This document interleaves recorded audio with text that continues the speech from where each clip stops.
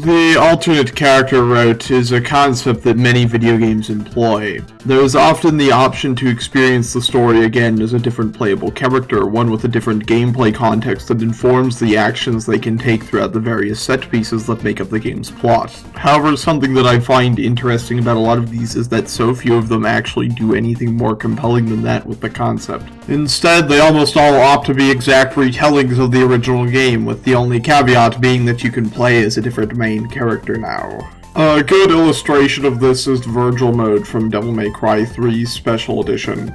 In this mode, the player goes through the game a second time, this time with the main character being the brother of the main character Dante, Virgil. Virgil is the main antagonist and rival of the player throughout the original experience, so it's only natural that he was the first choice for this kind of mode due to him being a distinct foil to the protagonist. Despite having his own unique weapons and movesets, however, he ultimately goes through the same motions Dante does. He has an entirely different personality and motivations than his brother, yet he still performs the same steps as him.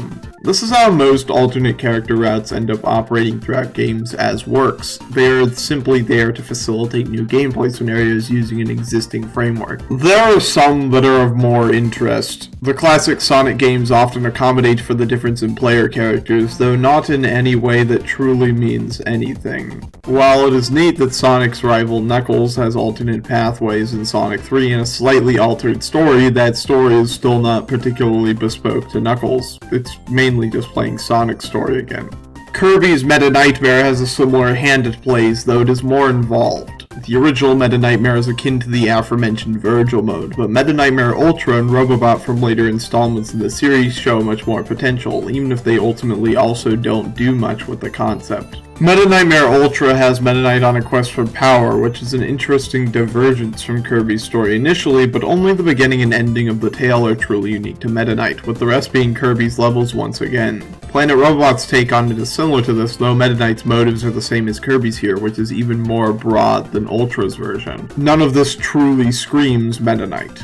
One instance of these that I find particularly captivating is Julius mode from Castlevania Dawn of Sorrow. Though I don't think Dawn of Sorrow is an incredible game, especially compared to its predecessor, I do find the implementation of the second character mode uniquely compelling. Castlevania has had alternate character routes for a very long time, ever since Rondo of Blood, or Castlevania 3 depending on how you define the terms for one. In Symphony of the Night in particular, you could play as Richter, which was a twist upon a twist. Symphony of the Night's premise had you playing as a vampire, the classic enemy of the series. Playing as that game's vampire killer Belmont clan member was a fascinating response to that. However, his story was identical to Alucard's. But in Dawn of Sorrow, when you play as a Belmont, the story completely changes. It's a follow-up to one of the game's myriad bad endings, one where you play as Julius Belmont, the Belmont of this time period who has been largely non-playable for the past 2 games he's been in, and go to defeat the previous main character, Soma Cruz, who is given into his true nature as Dracula.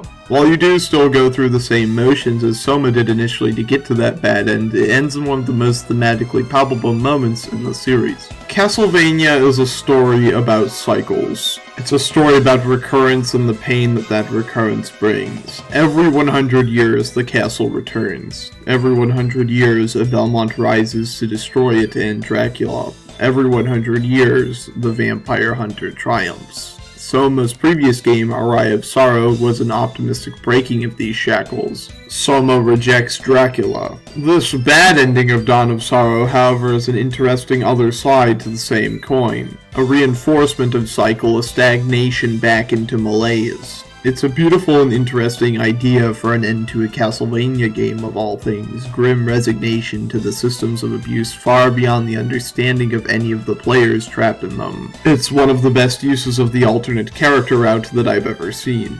It's interesting that so many of these characters end up living in the shadow of the original experiences they are alternate routes of, so many of them not having a narrative or ideas to call their own. Even the moment-to-moment gameplay of Julius Belmont's campaign is largely the same as Soma's, with minor differences right up until the end. These gameplay segments seem to only aim to be fun novelties on the surface, heroes trapped beneath other heroes, ideas begging to be given form in the heat of the unrelenting desert of narrative irrelevance. With that being said, there is one of these that makes some interesting commentary on the nature of these alternate character paths. This story seems unassuming at first and, as that implies, is often assumed to be far less than it is. It's the least popular campaign in the game it comes from for a reason. Shovel Knight Plague of Shadows is an interesting story about the nature of the alternate character route in and of itself. You may be wondering why I had yet to bring up Shovel Knight at all when discussing other forms of this phenomena. Specter Knight and King Knight have their own routes too.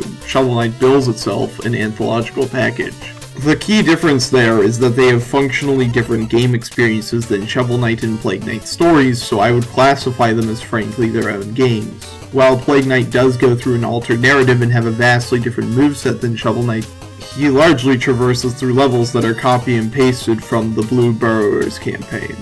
And it's genius. Plague Knight's entire character, then, is a discussion of heroics in video games. What do we do with this unconventional main character? This character who's always just around the corner from our main protagonist, slinking in the shades between buildings to evade notice by the camera of the original narrative.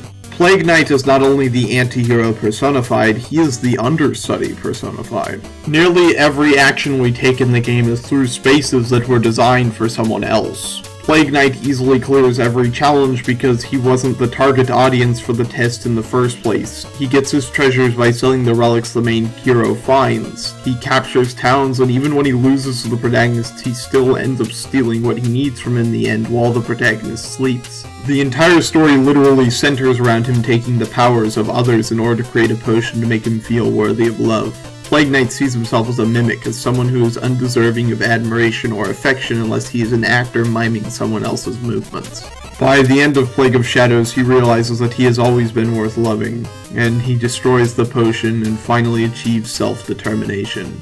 The final declaration of his identity against his own shadow facsimile is a small boss fight. When he rejects the potion, rejects that ultimate power, he realizes he doesn't need Shovel Knight to be himself. Or any of those other knights. He just needs him. Maybe next time he can get his own levels. The alternate character route in games is a strange affair, in an analytical sense. What do we do with these extra stories that aren't interested in being stories? For some, they do their best to make them thematically compelling in spite of their tacked-on nature. For others, they simply allow them to exist as the forever lesser derivative tale. It's hard to know what the point of them are in any case, but it's interesting to think about. This has been Arcade Everlasting, who still thinks Plague Knight is unequivocally cooler than Specter Knight, signing off. Thank you for watching.